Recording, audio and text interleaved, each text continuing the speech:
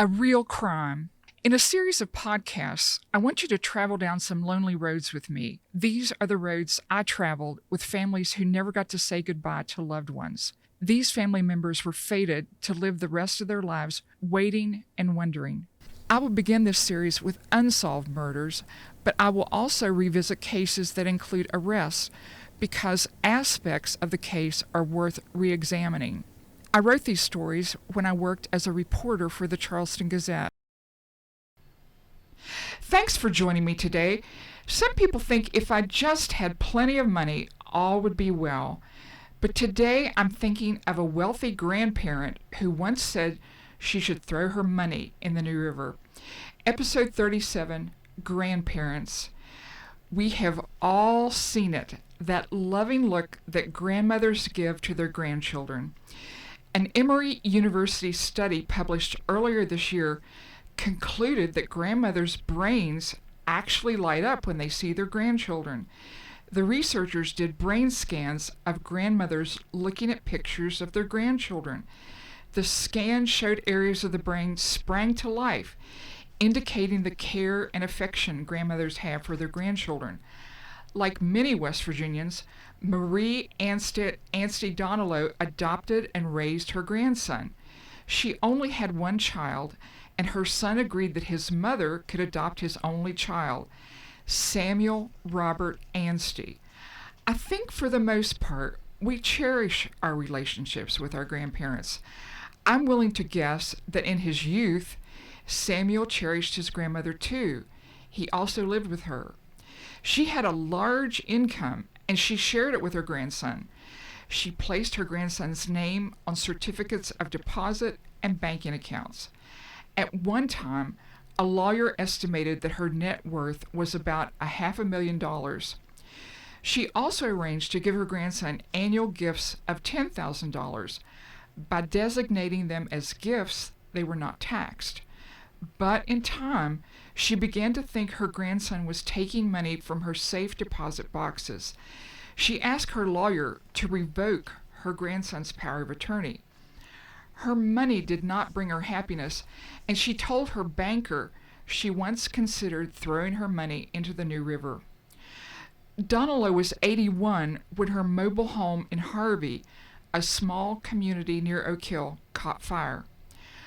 While the fire blazed, Sam Jasper, a member of the Oak Hill Fire Department, risked his life to save her. He entered her bedroom window and pulled her from her bed to the window. She was overcome by smoke, but emergency responders revived her at the scene and rushed her to the hospital. She died 4 days later. One day before the fire broke out, she recorded the papers at the county courthouse her lawyer drew up that revoked her grandson's power of attorney. The grandson was at home when the fire broke out. A paramedic said Anstey had a laceration on his wrist and soot around his nose and mouth. The paramedic wanted to take Anstey to the hospital. The paramedic, Jack Grayley, later testified in court that Anstey refused the trip to the hospital.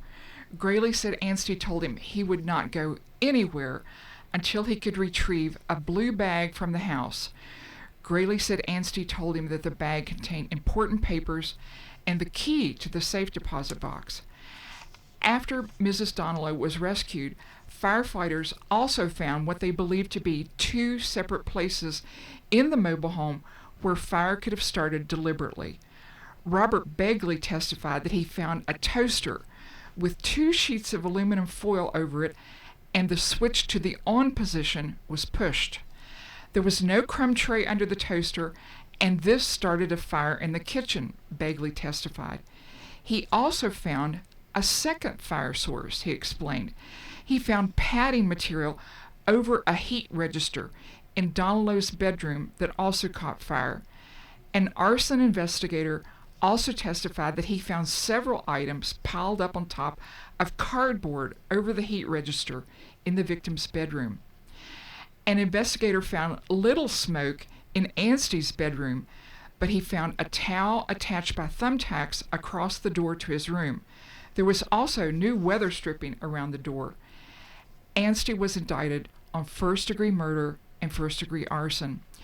Once the case came to court, prosecutors said they believed Anstey wanted to kill his grandmother before she cut off his access to her money. When the case came to trial, then Fayette County prosecutor Paul Blake told jurors that Anstey got his deer rifle and jumped out the window to save himself from the fire. Jurors found Anstey guilty of the first-degree murder of his grandmother. They did not recommend mercy. Today in West Virginia, more grandparents than ever are raising their grandchildren. West Virginia is also the home to the founder of Mother's Day, Anna Jarvis, and also the founder of Grandparents' Day, Marion McQuaid. McQuaid and her husband Joe had 15 children who went on to give the McQuaids 43 grandchildren. Mrs. McQuaid always advocated for senior citizens and people in nursing homes. She often found public platforms and reminded people of the lonely who languished in nursing homes they should visit. In our mountain heritage, we live close to multiple generations of our families. I can only imagine that now he's in prison, Anstey regrets that greed got in the way of his relationship with his grandmother, who also adopted him and raised him. Thanks for joining me today. Thanks also to Tommy Siner for his always great work, and to Brenda Pinnell for her technical skills. Please join me next Wednesday for a new episode of A Real Crime with Susan Williams.